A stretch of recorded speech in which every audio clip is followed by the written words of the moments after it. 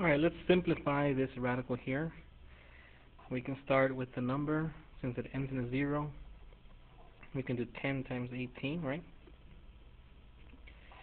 Continue breaking them down all the way until you get to your prime numbers, which is a 2, 3, 5, 7, 11, 13, 17, 19, so on and so forth. Okay, numbers that can only be divided by itself and 1. We cannot include the 1 because it's got to be two different numbers. For instance, 2 can be divided by 2 and 1. 3 can be divided by 3 and 1. 5 can be divided by 5 and 1. But that's it, nothing else. So this will be 2 times 5, and guess what? They are both prime. So our branch stops extending there. We extend this branch. That's the same thing as saying 9 times 2. 2 is prime, so that branch closes. The 9 continues. That's 3 times 3. And they're both prime, so all the branches close already. And pretty much this is the same thing as saying 2 times 2 times 3 times 3 times 5. If you put that in a calculator and you multiply them all, it should give you 180. Now, the reason we're doing this is because, remember, everything has an inverse, right?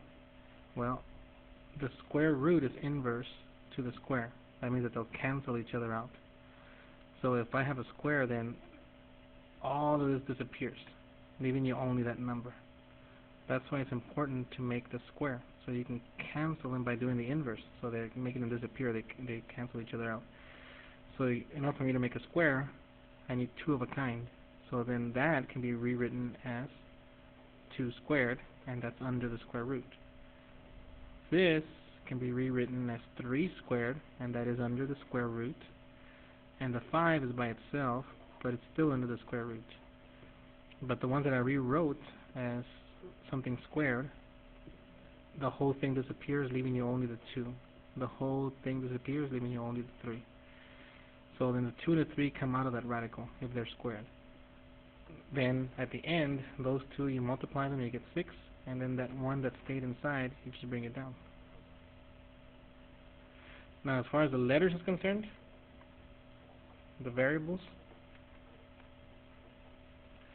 you have here an A, that's by itself, right?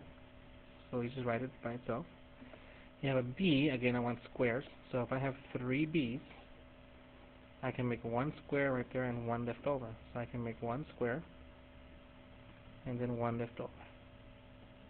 Same thing for the C. If I have 4 C's, then I can do a square and a square. So that you can cancel the square root and the square. That means that the B comes out, the C comes out, and the C comes out. So right here you should say 6BC squared. And 5, A stays in and B stays in, so 5AB.